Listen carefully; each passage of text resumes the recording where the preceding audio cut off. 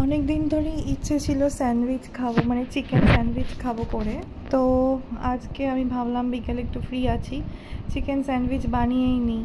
ওই বাইরের দোকানে কিনে খাওয়ার থেকে আমি ভাবলাম একটু বাড়িতেই বানিয়ে নিই চিকেন স্যান্ডউইচ। তো প্রথমে আমি চিকেনের যে বোনলেস পিসগুলো রয়েছে সেগুলোকে নিয়ে নিলাম। তারপরে আমি সেখানে একটু গোলমরিচ আর একটু লবণ দিয়ে ভালো করে মেখে নিয়ে সেটাকে তারপরে জল গরম করে জলের মধ্যে সেই চিকেনগুলোকে দিয়ে দিলাম। সাথে দিলাম দুটো কাঁচা লঙ্কা চিড়ে ফ্লেভারের জন্য, আর একটু 4-5 কোয়া রসুন। ভালো করে 15-20 মিনিট মতো আমি বয়েল করলাম, করে একটু চাকু দিয়ে দেখে নিলাম সিদ্ধ হয়েছে কিনা। খুব ভালো সিদ্ধ হয়েছে। বয়েল করার পরে আমি এগুলো মানে যেগুলো আমার বেশি দরকার নেই, যতটুকুই আমার দরকার আমি নিয়ে আলাদা করে নিলাম, আলাদা করে বাটিতে আলাদা করে নিলাম। তারপরে সেটাকে একটু গরম ছিল জন্য হালকা ঠান্ডা জলে ধুয়ে নিলাম, বেশি ধুলে আবার মশলাগুলো ধুয়ে যাবে। তো ধুয়ে নিয়ে একটু ঠান্ডা করে নিলাম, কেন কি আমার তাড়া ছিল। তো আপনারা যদি চান এমনি একটু টাইম দিতে পারেন ঠান্ডা হওয়ার জন্য। তারপরে ভালো করে ওগুলোর যদি কিছু একটু একটুর মধ্যে বোনস ছিল, মানে সেই বোনগুলোকে ছাড়িয়ে নিলাম, একটু মেখে নিলাম চিকেনটাকে।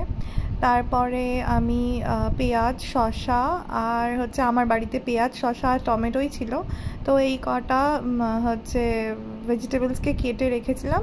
তার সাথে পুরো চিকেনগুলোকে আমি মিশিয়ে মেখে নিলাম। ভালো করে মাখা হয়ে যাওয়ার পরে আমি মেয়োনিজ নিয়ে এসেছিলাম, যেটা স্যান্ডউইচেরই মেয়োনিজ আছে, এই অরেঞ্জ কালারের এই মেয়োনিজটা। এই মেয়োনিজ 2 চামচ দিলাম। এই মেয়োনিজটা আমার এমনি খেতেও খুব টেস্টি লাগে। 2 চামচ দিলাম। তারপরে আমি একটু রেড সস দিলাম, টমেটো সস যেটা। আপনারা চাইলে আরও অন্যরকম সসও অ্যাড করতে পারেন, আর চিজও অ্যাড করতে পারেন। তো আমি জানি না, আমি কি সোকল ডায়েটে আছি, সেজন্য আমি চিজ আর অ্যাড করলাম না এক্সট্রা করে। আমি আর ফ্যাট নিতে চাই না, অলরেডি অনেক ফ্যাট জমে গেছে আমার শরীরে। তো যাই হোক, আমি ম্যারিনেট করে নিলাম পুরো ব্যাপারটাকে।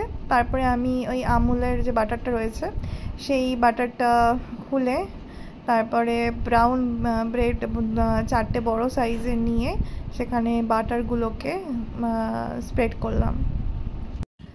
বাটারগুলোকে ভালো করে স্প্রেড করা হয়ে যাওয়ার পরে আমি কড়াই গরম করে নিলাম, করে নিয়ে তারপরে ওই স্টাফিংগুলো ভালো করে দিয়ে দুটো আলাদা আলাদা পিঠ দিয়েছি। দুটো আলাদা আলাদা পিঠে বাটারগুলোকে স্প্রেড করলাম, আর মাঝখানটাতে যেদিকে বাটারগুলো নেই সেখানে আমি ওই স্টাফিংগুলোকে দিলাম। দিয়ে ভালো করে দুটো ব্রেড জোড়া দিয়ে আমি কড়াই গরম করে বসিয়ে দিলাম সেঁকতে, কেন কি I don't have sandwich maker. এবার আমি যে স্টাফিংগুলো বেঁচে গেছিলো ওই স্টাফিংগুলো একটু টেস্ট করে দেখলাম, হেভি ইয়াম্মি লাগছিলো খেতে। আপনারা অ্যাজ এ স্যালাড মতো করেও খেতে পারেন বাড়িতে। তো যাই হোক, আমার স্যান্ডউইচ রেডি হয়ে গেছে, খেতেও খুব টেস্টি হয়েছিল। আমার রেসিপি অনুযায়ী যদি আপনারা বানান তাহলে অবশ্যই আমাকে জানাবেন। Thank you.